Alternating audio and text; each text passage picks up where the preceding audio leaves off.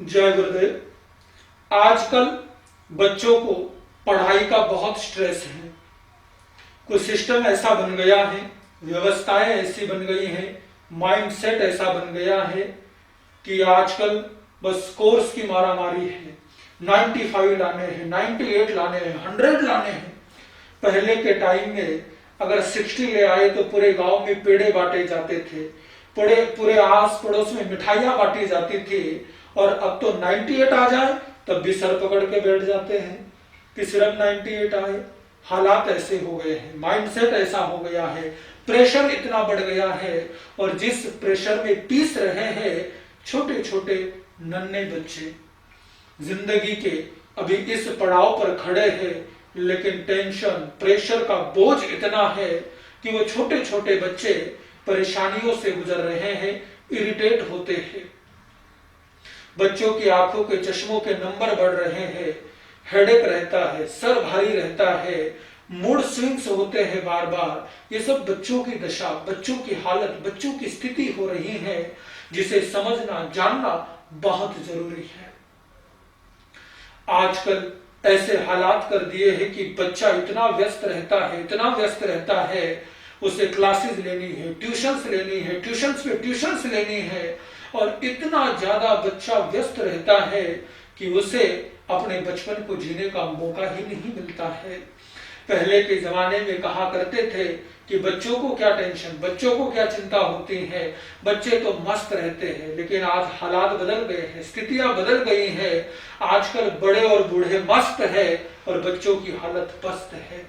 स्थिति ऐसी हो गई है, टाइम ऐसा आ गया है, हमने एटमॉस्फेयर और वातावरण ऐसा बना दिया है कि आज वो नन्हे मुन्ने बच्चे इस तरह की हालातों का शिकार हो रहे हैं।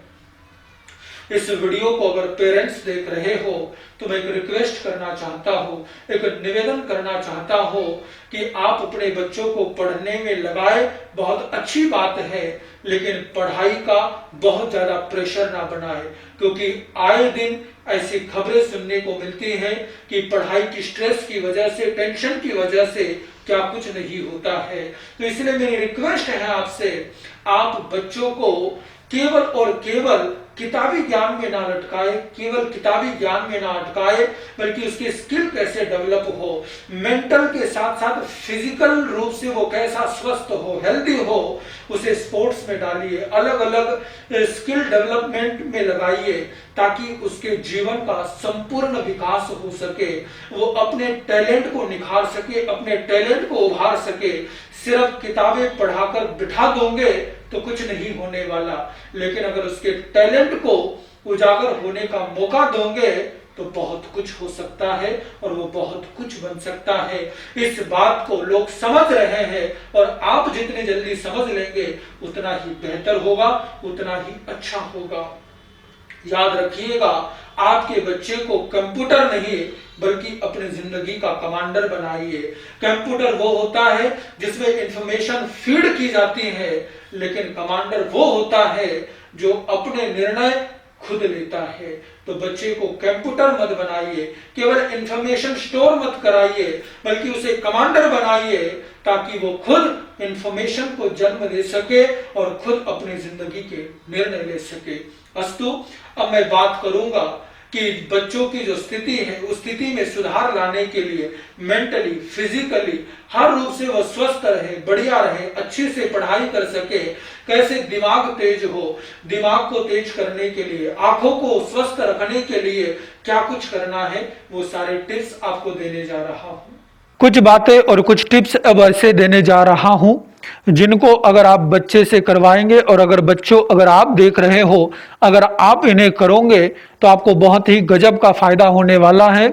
और मैं इसलिए बता रहा हूं कि अगर इन सब चीजों को आप करोगे तो आपको पढ़ने में बहुत कम टाइम लगाना पड़ेगा। कि जो 4 घंटे में पढ़ करके आपको याद होता है वो केवल 2 घंटे में होने लग जाएगा। तो बचे हुए 2 घंटे मस्ती कर सकते हो, खेल सकते हो, कुछ भी कर सकते हो। अपना आराम से टाइम को एंजॉय कर सकते हो। तो आपको जो है वो इन बातों को करना है। जो बच्चों को अगर इन सब चीजों को वो करेंगे तो उनका दिमाग बहुत तेजी से काम करेगा। दिमाग ऐसे दौड़ेगा जैसे घोड़े दौड़ते हैं, बहुत तेज काम करने लगेगा। आंखें बिल्कुल स्वस्थ हो जाएगी, आंखें बिल्कुल ठीक हो जाएगी, बहुत ज्यादा नंबर नहीं बढ़ेगा। और अगर आप कंटिन्यूअसली करते रहेंगे तो हो सकता है नंबर भी उतर जाए। तो कुछ टिप्स देने जा रहा हूं, कुछ बातें देने जा रहा हूं, अपने स्केड्यूल में, अपने डेली रूटीन में ऐड कर लीजिए कि इन कामों को करना ही करना है। तो सबसे पहला काम जो करना है आपकी आंखों को ठीक रखने के लिए, सुबह मॉर्निंग में जब आप उठते हैं तो उठते ही साथ जो काम करना है, आपका जो बासी थूक होता है उस थूक को लेकर के आपको अपनी आंखों में लगाना है। अपनी आंखें खोल लीजिए और उसके अंदर उंगली से आप उसे लगा लीजिए दोनों आंखों में। इसे अगर आप लगाएंगे तो इतना प्रभावी है, आपका सलाइवा जो थूक के माध्यम से आंखों में जाता है तो आपकी आंखों को बिल्कुल बढ़िया कर देता है, नंबर नहीं बढ़ने देता है, धीरे धीरे नंबर को खत्म कर देता है।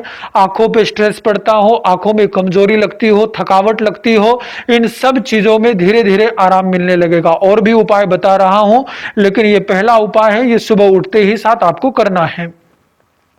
इसके बाद जब ये हो जाए और उसके बाद फ्रेश होने से पहले आपको अब जो है गुनगुना पानी पीना है। अगर 7 साल से छोटे बच्चे हैं तो आधा ग्लास या 1 ग्लास गुनगुना पानी पिए, और अगर 7 साल से ऊपर के बच्चे हैं तो वो जो है वो आराम से आधा लीटर पानी पी सकते हैं, और जो 12 साल से ऊपर के बच्चे हैं वो 1 से सवा लीटर पानी पी सकते हैं। सुबह के समय वो गुनगुना पानी आप पिएंगे तो आपके सलाइवा के साथ वो अंदर जाएगा और आपकी बॉडी को पूरी तरह से क्लीन करेगा, आपके पेट को क्लीन करेगा। और जैसे जितना जितना आपका पेट साफ होगा उतना ही आपका दिमाग तेजी से काम करने लगेगा, उतना ही दिमाग पावरफुल हो जाएगा, उतना ही जल्दी आप चीजों को याद रखने लग जाएंगे और बहुत तेजी के साथ काम कर पाएंगे। तो सुबह उठते ही गुनगुना पानी जरूर पीना है। अब इसके बाद जो आपको करना है, फ्रेश हो जाने के बाद अब आपको करना है योग और प्राणायाम। मैं नहीं कहूंगा कि आपको 1 घंटा 2 घंटा करना है, लेकिन 20 मिनट तो आप निकाल ही सकते हैं। 8 मिनट तक आप योगा कर लीजिए और 12 मिनट के लिए प्राणायाम। वो कौन कौन से योग और प्राणायाम करने चाहिए उसके कुछ सजेशन आपको साइड्स में दिख रहे होंगे, आप उन्हें देख सकते हैं। और बहुत जल्द ही जब तीर्थंकर योगा आएगा तो उसके अंतर्गत मैं बताऊंगा कि आपके दिमाग के लिए, आपकी आंखों के लिए, आपकी बॉडी के लिए कौन कौन से आसनास बहुत बढ़िया हैं, बहुत अच्छे रहेंगे। लेकिन फिलहाल अभी जो आप गूगल पर सर्च करके इन आसनों को कर सकते हैं जो आपके लिए बहुत ही ज्यादा बेनिफिशियल रहेंगे। योगा और प्राणायाम हो जाने के बाद अब आपको 5 से 10 मिनट जितना आपके पास समय हो, बड़े आराम के साथ आराम से चौकड़ी लगा करके बैठ जाए और आपको मंत्र का जाप करना है। वो मंत्र है ओम ऐं नमः, ओम ऐं नमः। और इसका जो पाठ आपको करना है वो पूरी तरह से स्वर के साथ, लय के साथ गुनगुनाते हुए करना है। बहुत हरीली पढ़ते हुए नहीं जाना है, बल्कि ओम ऐं नमः, ओम ऐं नमः, इस प्रकार आराम से ध्वनि करते हुए आपको करना है, जिससे आपके ज्ञान तंतु मजबूत होंगे, सरस्वती की कृपा आपको प्राप्त होगी और आप बहुत जल्दी चीजों को ग्रहण कर पाएंगे, सीख पाएंगे, लर्न कर पाएंगे। अब इसके बाद जो आपको अपनी आंखों के लिए और दिमाग के लिए उपाय करना है वो उपाय बताने जा रहा हूं। आयुर्वेदा के अकॉर्डिंग 15 से 40 दिन तक अगर आप ये उपाय करेंगे तो आपके बच्चे, और बच्चे अगर आप देख रहे हैं तो आपका दिमाग बहुत तेजी से काम करेगा और आंखें बिल्कुल स्वस्थ हो जाएगी, बहुत स्ट्रांग हो जाएगी। जितने भी आई रिलेटेड प्रॉब्लम्स हैं वो दूर हो जाएगी अगर आप इस उपाय को करेंगे। तो इस उपाय में आपको करना यह है, आपको 7 बादाम लेने हैं, उन्हें पीस लेना है। 4 काली मिर्च लेनी है, उनको भी पीस लेना है। अब उसके बाद इसको दूध में डालकर उबालना है और जब 3 बार उफान आ जाए तब उस दूध को उतार लेना है। और उतारने के बाद उस दूध में 1 चम्मच घी मिलाकर और 2 चम्मच या अपने टेस्ट के अकॉर्डिंग बूरा मिलाना है और उसे मिलाकर वो जो दूध बनाकर उस दूध को पीना है। आपको इसे 15 दिन से लेकर 40 दिन तक आप कर सकते हैं। 40 दिन कंटिन्यूस अगर आप करेंगे तो आपको दिखेगा बहुत ज्यादा फर्क नजर आएगा। आपके ज्ञान तंतु मजबूत होकर के आप बहुत जल्दी चीजों को लर्न करने लग जाएंगे इस उपाय को करने मात्र से। इसे आप आगे भी कंटिन्यू कर सकते हैं, लेकिन सर्दियों के दिनों में तो काली मिर्च ली ही जा सकती है। गर्मियों के दिनों में आप ले रहे हैं तो काली मिर्च केवल कुछ ही दिनों तक प्रयोग करें और उसके बाद छोड़ दें, या आप उसके बाद 40 दिन ये करने के बाद आगे आप ऐसे कर सकते हैं कि आप केवल बादाम को धीरे धीरे चबाते जाएं और ऊपर से गर्म दूध पी लें। तो ये बहुत ही अच्छा उपाय है दिमाग को तेज करने का। तो इन सब बातों को आपको समझना है, जानना है, ध्यान रखना है। इसी के साथ साथ आपका जो फूड है वो थोड़ा लाइट होना चाहिए, और फूड में फ्रूट भी हो, हर तरह सैलेड हो, हर चीजें हो। अगर अच्छा भोजन आप लेंगे तो बहुत अच्छा रहेगा आपकी बुद्धि के लिए, आपके ब्रेन के लिए। आपका ब्रेन बहुत अच्छे से फंक्शन कर पाएगा। और स्पेशली मैं जो मम्मीज देख रही हो उन्हें ये रिक्वेस्ट करूंगा कि आप अपने बच्चों को बड़ा टेस्टी फूड बनाकर खिलाएं, हेल्दी फूड, ताकि जंक फूड की तरफ उनका ध्यान ना जाए। ज्यादा ऑयली, स्पाइसी और जंक फूड की बच्चे डिमांड ना करें, क्योंकि अगर आप हेल्दी रेसिपीज को लेकर के जो इंटरनेट पर बहुत अवेलेबल हैं, आप जाकर के सर्च कर सकते हैं, वो मेरा काम नहीं है, लेकिन मैं केवल इशारा दे सकता हूं। आप हेल्दी रेसिपीज निकालिए और वो हेल्दी चीजें बनाकर आप बच्चों को खिलाइए, ताकि बच्चों का कुछ और खाने का मन ही ना करे। जितना बढ़िया खाना आप बनाएंगे उतने आपके बच्चे होटल में जाने की डिमांड कम करेंगे। ये ध्यान रखिएगा। आज महिलाओं की कुछ जगह पर ऐसी हालत है कि खाना बस ऐसे ही बनता है और फिर इसलिए बच्चे कहते हैं कि पापा होटल चलते हैं।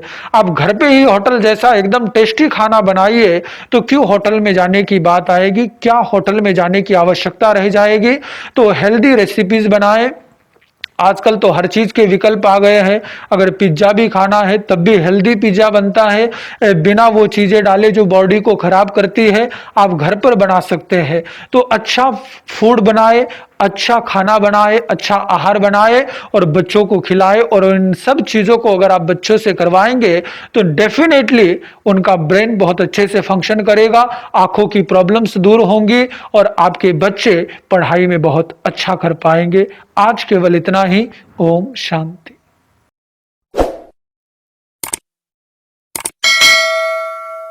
On solution simplified.